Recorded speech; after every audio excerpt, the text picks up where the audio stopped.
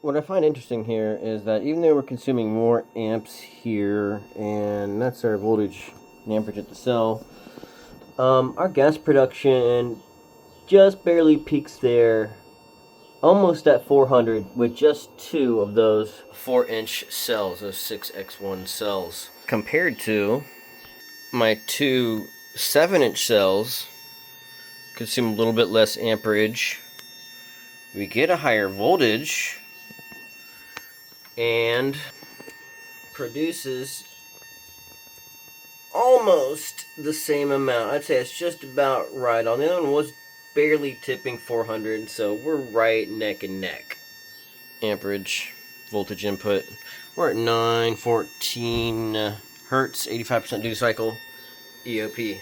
Something has just occurred to me. I'm not sure if I can reference all the data right now that I want to. Maybe I'll make a video about it here, but we're talking about the different devices as far as the water resonant chambers and the gas resonant chambers versus the hydrogen gas gun, whatever you want to call it. So you'll see in a few of his patents where he's got the fuel cell, the resonant cavity, connected to the electron extraction circuit. Where in other ones you'll see that he actually has like what he calls a electron grid at the top of it, like another ring that slides over top of the inside tube, the concentric tube. And he says it is, quote, a self-sustaining oscillating system.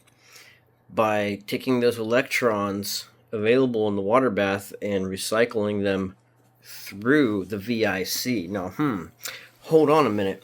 The hydrogen gas gun, at the very top of his apparatus, he wants to extract the electrons from them and consume them to destabilize the atoms for thermo-nuclear explosion of the energy coming out of the nozzle. Now, below that, the water resonant chambers, now, those may not have an extractor grid on it. He says in his patents that you can connect the electron extraction circuit to the positive tube of your cell. And with that, those electrons available in the water bath want to travel through that energy-consuming device. But also, that's going to go travel back through the VIC. So these electrons are actually moving throughout the entire system there, recycling a self-sustaining oscillating system.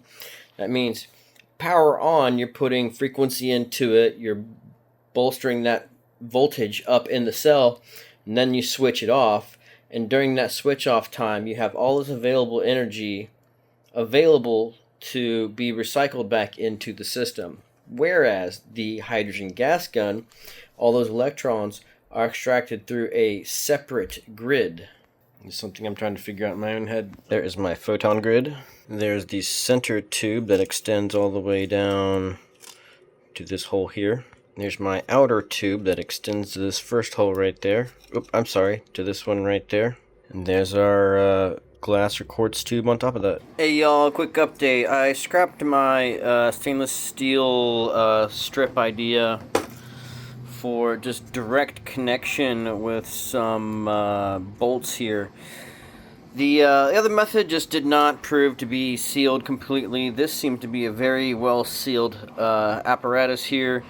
This is the successive resonant cavities / hydrogen resonant cavity that I'm developing.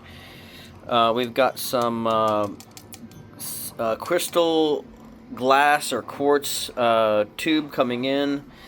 My last one broke because of some tolerance specifications here, so this is going to fit on top of a typical cell that produces the hydrogen, and it's going to be up here to this resonant cavity, which I'm going to have a couple of different methods, submerged in water, maybe another one, just a gas resonant cavity, but we are experimenting with this coming right up. My sequential resonant cavity is coming right along here. Got a tube being machined for this outer electrode, which is not present right now. I'm going to be putting a quartz glass tube to allow the LED waves to transfer through that with no deflection, much like the acrylic. Well, we'll be putting inside of this standard smaller cell, we're going to be putting our 7-inch cell inside of one of these smaller containers, because we don't need to be able to see all this. We don't need this extra. We just need to pipe it directly into the following successive resonant cavity.